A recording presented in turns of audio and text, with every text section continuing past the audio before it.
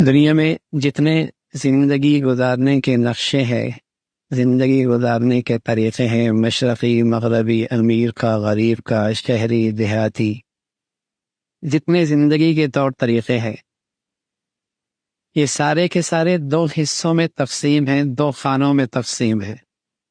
ایک زندگی گزارنے کا طریقہ ہے کہ دنیا میں جیتے ہیں دنیا کی خاطر، اور ایک زندگی گزارنے کا طریقہ ہے دنیا میں جیتے ہیں آخرت کی خاطر۔ من كان يريد حرث الآخرة نزد له في حرثه ومن كان يريد حرث الدنيا نؤته منها وما له في الآخرة من نصيب۔ جو دنیا میں جیتا ہے دنیا کی خاطر وہ کل کے لحاظ سے بد نصیب ہے، کوٹا ہے۔ جو دنیا میں جیتا ہے دنیا کی خاطر کہ اس کے ساری زندگی کے فیصلے دنیا کو سامنے رکھ، بچوں کی تربیت کے ہوں، اولاد کی تعلیم کے ہوں، بیٹیوں کے رشتے کے ہوں، دوستوں کے ہوں، تعلقات کے ہوں، جتنے سلسلے ہیں وہ سب دنیا کو سامنے رکھ کر اس کی صبح سے لے کر شام تک، شام سے لے کر صبح تک فیصلے، زندگی کی ساری توانائیاں دنیا کے لیے، اس کے سارے سیزن بھی دنیا کے لیے، اور وما له فی الآخرۃ من نصیب، یہ کل کے لحاظ سے کھوٹا ہے۔ اور میرے عزیزو، کل کی خبر کوئی نہیں، کل کی خبر کوئی نہیں، پل کی دیر ہے، فضا میں رکھا چراغ ہے، ایک لمحے کی بات ہے۔ صبح زمین کے اوپر ہے، شام من و من مٹی کے نیچے ہے، یہ کل شروع ہو سکتی۔ یا صاحبی لا تغترر بتنعمی فإن النعیم یزول والعمر ينفذ وإذا حملت على القبور جنازة فاعلم أنك بعدها محمول۔ اس دنیا کی چمک دھمک میں نہ کھو جانا، اس نے کب کس سے وفا کی، کس کا حسن پائیدار رہا ہے، کس کی جوانی سدا رہی ہے، کس کی دولت ہمیشہ رہی ہے، کون اپنے محلات میں ہمیشہ رہا ہے۔ حسن ڈھل جایا کرتا ہے، جوانیاں ختم ہو جایا کرتی ہے، بڑھاپا آ ہی جایا کرتا ہے، جیبیں خالی ہو ہی جایا کرتی ہیں، دنیا سے جانا ہی پڑتا۔ یا صاحبی لا تغترر بتنعمی فإن النعیم یزول والعمر ينفذ۔ اور جب تم کسی مسافر کے دیکھو کہ وہ اپنے وطن جا رہا ہے تو ایک لمحے کے لیے عبرت کی نظر ڈالو، کل دنیا والے تمہیں بھی اس بے بسی کے عالم میں اٹھا کے لے جائیں۔ نہ من کا پسند کا لباس پہن پاؤ گے، نہ من پسند کا خوشبو اور صابن استعمال کر پاؤ۔ جسے کتنے ارمانوں سے جس کوٹھی اور بنگلے کو بنایا، آج دنیا ایک لمحے کے لیے بھی ٹھہرنے نہیں دیتی۔ یا صاحبی لا تغترر بتنعمی۔ تو میرے عزیزو، ایک تو وہ شخص ہے جو دنیا میں جیتا ہے دنیا کی خاطر، اس کے ساری زندگی کے فیصلے اسی کے لیے، اور ایک وہ ہے جو دنیا میں جیتا ہے کل کی خاطر۔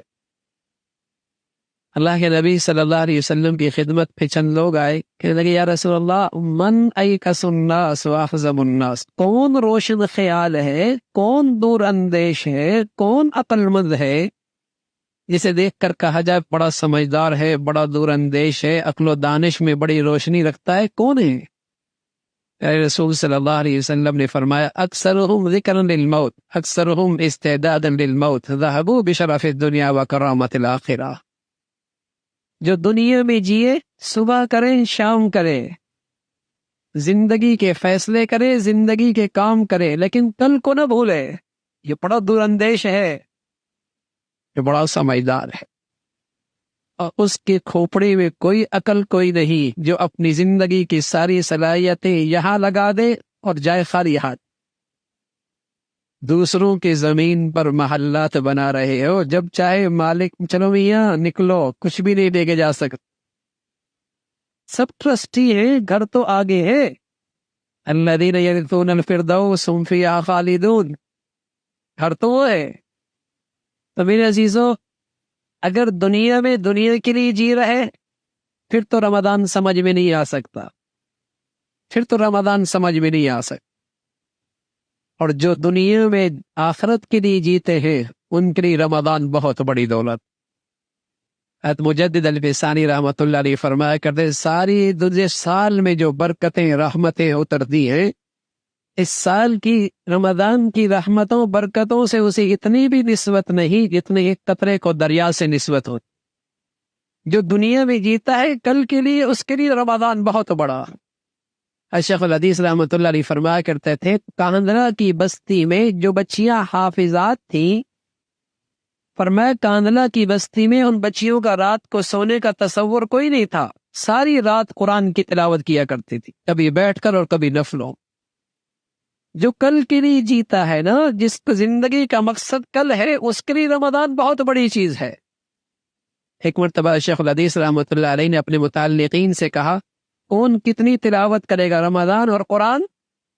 تو مولانا انعام الحسن صاحب رحمۃ اللہ علیہ نے 61 قرآن ختم کیے، ایک صبح، ایک دن میں، ایک رات میں، اور کچھ زیادہ 29 کا چاند آ جائے گنتی پوری ہو جائے، اور ایک تراویح میں 61 قرآن ختم کیا۔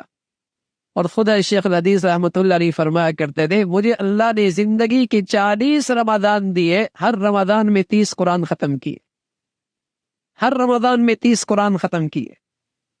تو جو دنیا میں آخرت کے لیے جیتے ہیں، ان کے لیے رمضان بہت بڑی دولت۔ وہ تو پھر مسابقہ کرتے ہوئے نظر آتے ہیں، ایک دوسرے سے آگے بڑھتے نظر آتے ہیں، اس کی صبح ہو، شام ہو، رات کی تنہائیاں ہو، اس سے فائدہ اٹھاتے ہیں۔